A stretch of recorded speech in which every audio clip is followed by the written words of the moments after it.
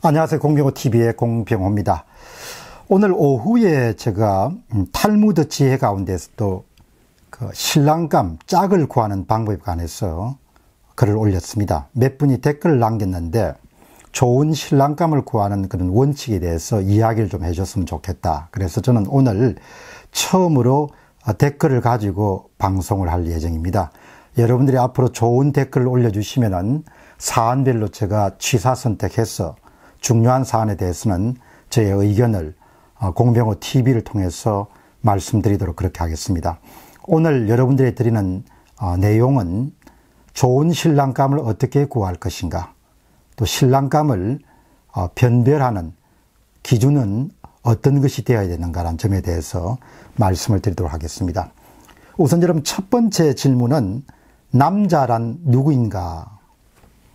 여러분 제가 초등학교 학생들을 상대로 또 중학교, 고등학교 한 15년 정도 학생들을 가르쳐 왔습니다. 공병호의 자기격령 아카데미라는 프로그램인데요. 그 15년 정도 전국 각지의 학생들을 가르쳤기 때문에 웬만한 선생님만큼 아이들에 대한 이해도가 높습니다. 초등학교 5학년 정도가 되면은 웬만한 고3보다도 철이 많이 든 아이들이 많습니다. 그러니까 제가 갖고 있는 생각은 남자들 같은 경우는 초등학교 5학년 정도가 되면은 이미 기본 틀이 갖추지기 시작한다, 이렇게 생각합니다. 그리고 이제 직장 생활을 통해 가지고 그동안 동료들을 이렇게 지켜보면은 대개 30대 초반에 같이 직장 생활을 시작하면서 이제 40, 50 이렇게 나이를 먹어가면서 대개 30대에 갖추고 있었던 그런 기본적인 생각이라든지 삶에 대한 태도, 업무를 대하는 그런 접근 방식, 이런 것은 크게 바뀌는 것 같지는 않습니다. 예를 들면은 업무를 다루는 기술이라든지 지식 같은 경우는 변화가 많지만 그 사람이 갖고 있는 고유한 그런 습관이라든지 성격, 성향, 생각의 틀, 이런 부분은 거의 변화가 없다고 봅니다. 그렇기 때문에 이제 결혼 정년기에 만일에 남성분을 대하신다면 그분 같은 경우는 30대라고 하면 대부분 남자로서의 기본 이상의 틀이 완성되어 있는 상태라고 보시면 되죠.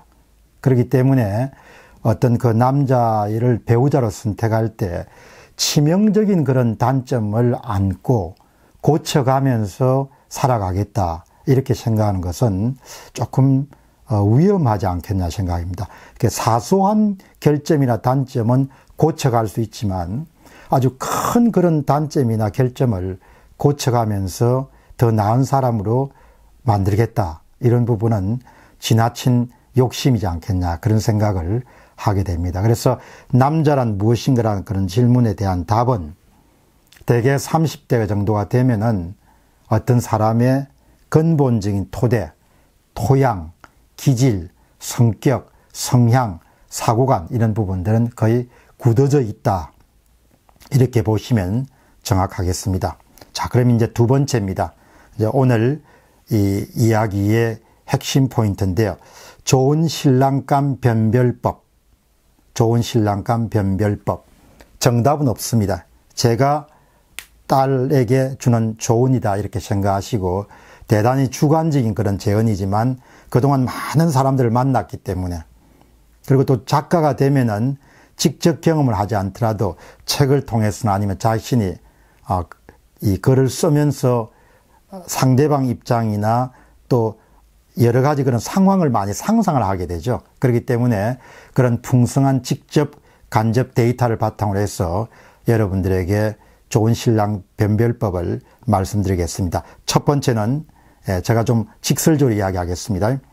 무조건 사람이 긍정적이어야 한다는 거죠. 다르게 이야기하면은 부정적인 사람은 무조건 안 된다는 겁니다. 그건 고칠 수가 없습니다.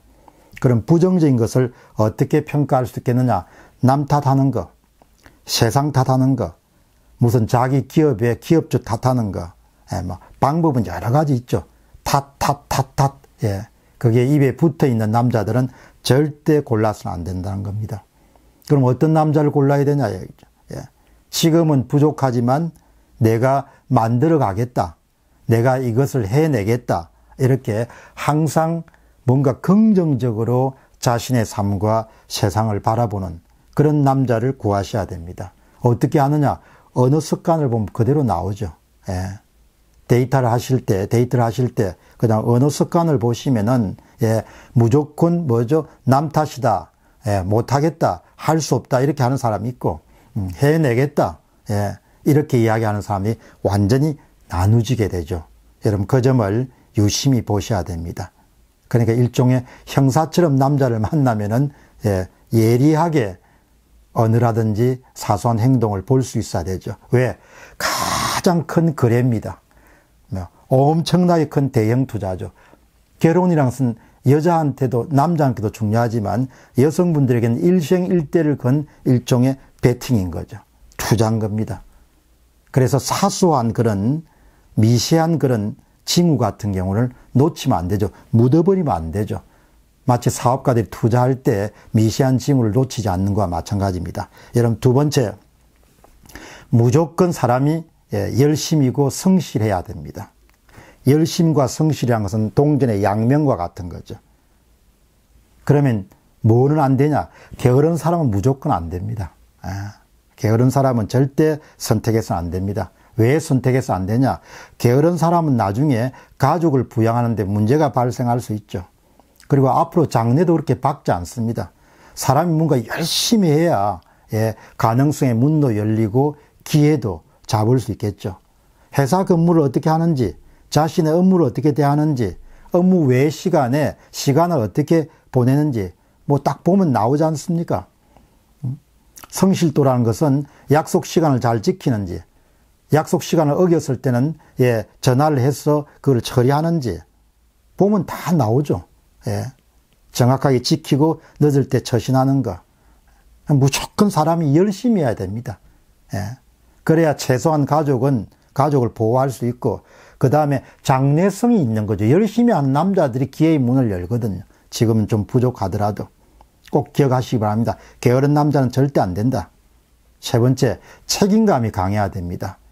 예, 어른이 된다는 것은 책임을 진다는 것인데, 나이가 들어도 책임감이 약한 사람들이 많거든요.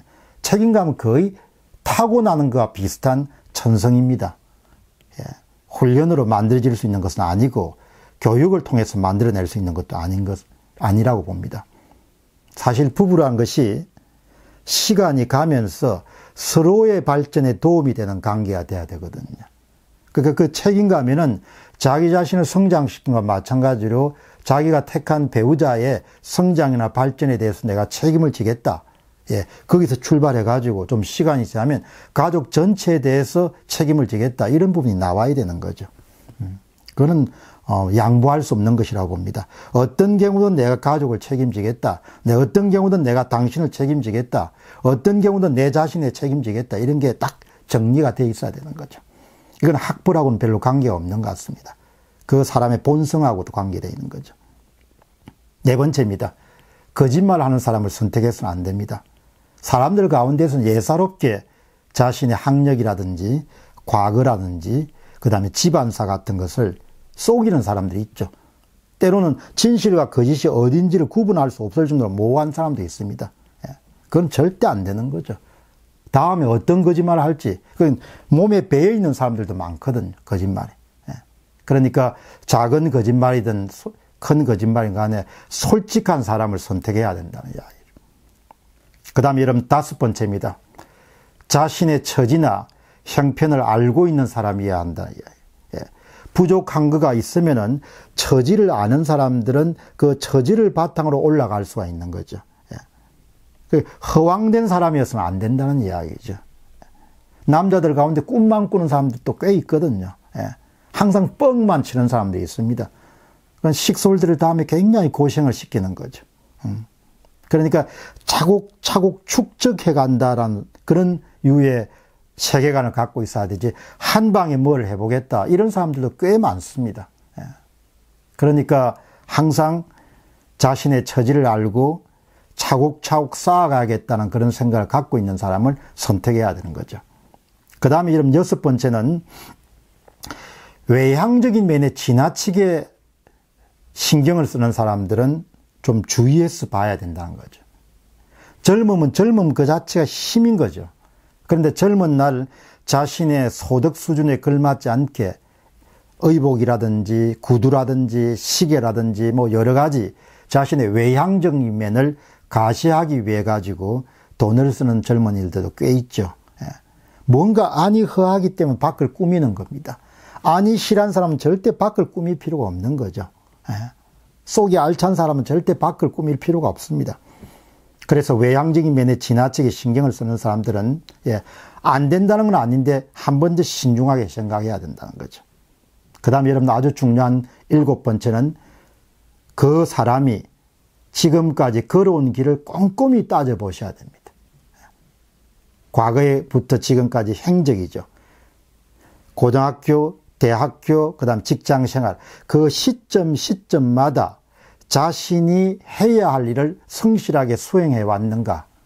그러니까 뭐 학교도 요즘 뭐 학벌 폐지 이렇게 하지만 학교도 중요하죠. 그 시점에 자신이 해야 될 일을 열심히 했느냐를 판가름하는 하나의 기준이니까 회사도 중요하죠. 그 시점에 그 사람이 열심히 자신의 업무를 수행했느냐야.